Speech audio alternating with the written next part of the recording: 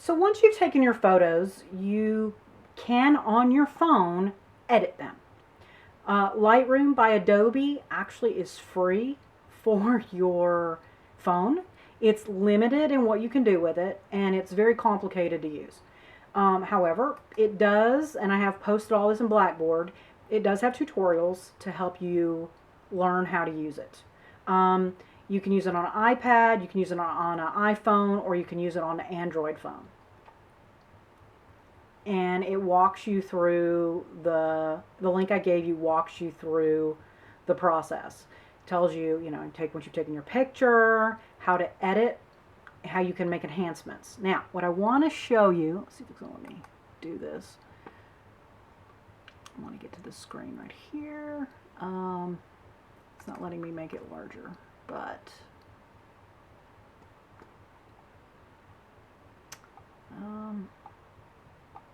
this computer is new, so I'm not quite familiar with I think you can see this. Okay, so in these software programs, it allows you to adjust the exposure with a slider. So if you've taken a picture and you want it to be more exposed, meaning you want it to be brighter, you want to expose more light, you wish the camera had put more light in the image, you can adjust that.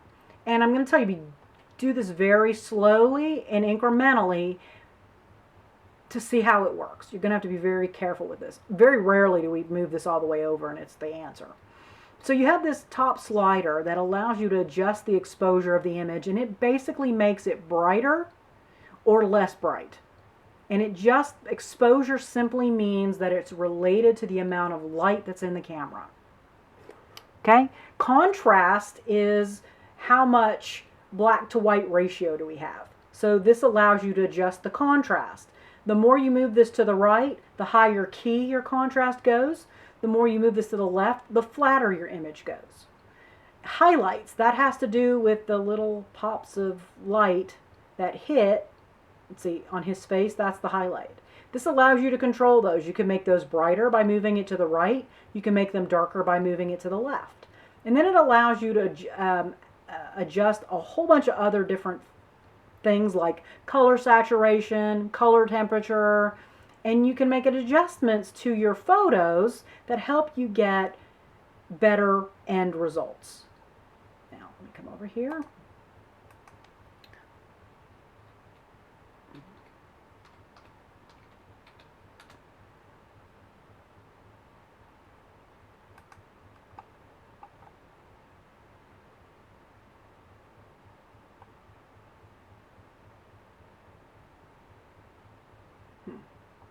I was hoping it would show me a bigger screen. Yeah, you can see this gets pretty complicated with what it allows you to adjust. And what I'm going to recommend is that you actually start off first with the other software programs, because learning how to work those, HDR,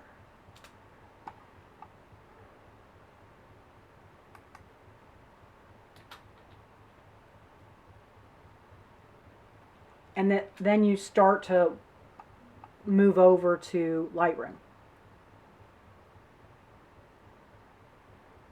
Okay.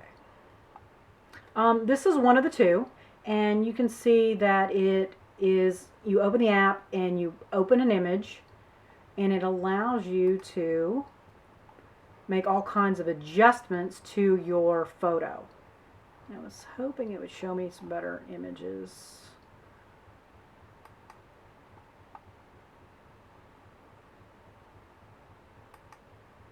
Now, here we go. Okay, so down here at the bottom, HDR, and I want you guys to read that chapter in your book on HDR, because I could spend hours talking about this. HDR essentially allows you to work with the shadows and the highlights to adjust your photo to make it fit what your eye sees. Camera does not see light the same way your eye does. You have all these really advanced optics in your brain that allow you to see the world differently than the camera sees it. And so HDR is simply a way of allowing the image to be adapted and adjusted for the way you see it. You can control the color. You can control, there are different settings here that you can control with this. You can control how bright it is, how dark it is. Let's see. I was hoping it would give me the... It's not giving it to me.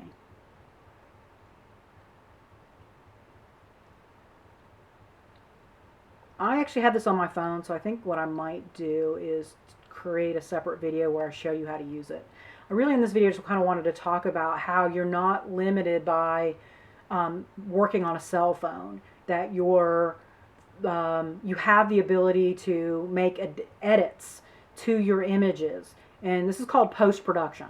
So post is short for post-production. It's used in film, it's used in photography, it's used in a lot of areas to talk about what happens after you've recorded your video or your image or your work. You have this work that's raw and you now want to process it. I use the term process. I know Mr. Thomas, you'll hear him talk over, he'll say post. I usually use the full term post-production. But you can, and there are a whole lot of apps out there. Okay, so these are just some, this is the one I work with. These are the ones that are free that you can work with. If you want to purchase something, you can. If you want to work with Photoshop, you can use Photoshop to bring in your photos and do a whole lot more. There's also Lightroom that you can work with on a computer. It's not free, but it does a lot for you. So let's see. Let's do photo editing app. Okay, and it would help if I could spell. And there are a whole bunch of them. Some of them have they're award-winning and they tell you how to do stuff yourselves. Lightroom is on here. Snapseed. I know some of you guys use, and there's Lightroom. I know some of you guys use different social media that has apps on it. Your phone, especially if you're using an iPhone, has apps on it. What is the best photo editing app? That is subjective. It's what you find that helps you the most. Some people like one thing, some people like something else. Adobe has become popular because it has more that you can do with it, but it's not the only one out there. And here are some if you're looking for iPhone apps, Android, some work on both. There are all kinds of tips out there, way beyond what I could possibly give you all in an introductory course. As you start to improve, and challenge yourselves. Your goal is always to take a photo no one's taken before. Your goal is always to do an excellent job. High school sort of trains students to do the bare minimum necessary. And so whenever I have a student ask me, well, what's the minimum I have to do? My answer is, your minimum is to do an excellent job. This is your major. Maybe not photography, but design is your major. You want to do a great job. Now, one of the great things about taking your own photos and using it in your own work is that you don't have to pay anyone else to do this for you, and you don't have to worry about anybody suing you if you use their work. So just make sure you're not pulling anything off the internet. It belongs to someone else. Take your own photos. Get good at doing your own photography. And most of all, take a lot of photos. Take a whole lot of photos. Here, I'm going to challenge you guys. This is not for credit. It's not work. It's just something to do to practice. Find an object and take 30 different photos of it from 30 different perspectives.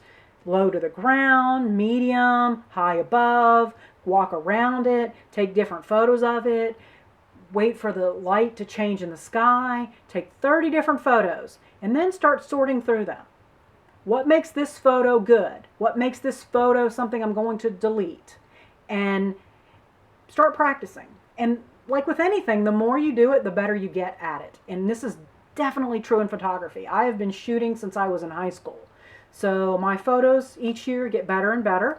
I took this photo several years ago, and I'm looking at it, and I'm like, you know, there's a lot great about this photo. I mean, there is, but once again, it's a background. There's no real subject here.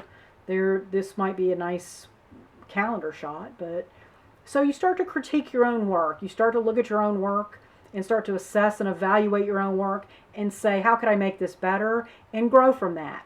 It's okay to make mistakes. You have a delete button. It's okay to try something and delete it. It's okay to try something and say, hey, wow, I had no idea that was going to turn out so great. And you get good by practice and years of practice. And that is the key to success in any design field. The more you do it, the more you experiment, the more risks you take, the more you see the world and start to look at it in terms of, well, how would that make a photo? And then try it. You can always delete it. Okay? So for this series, I'm going to end this here, and we'll continue to build in the next one. Let me know if you have any questions. Have fun.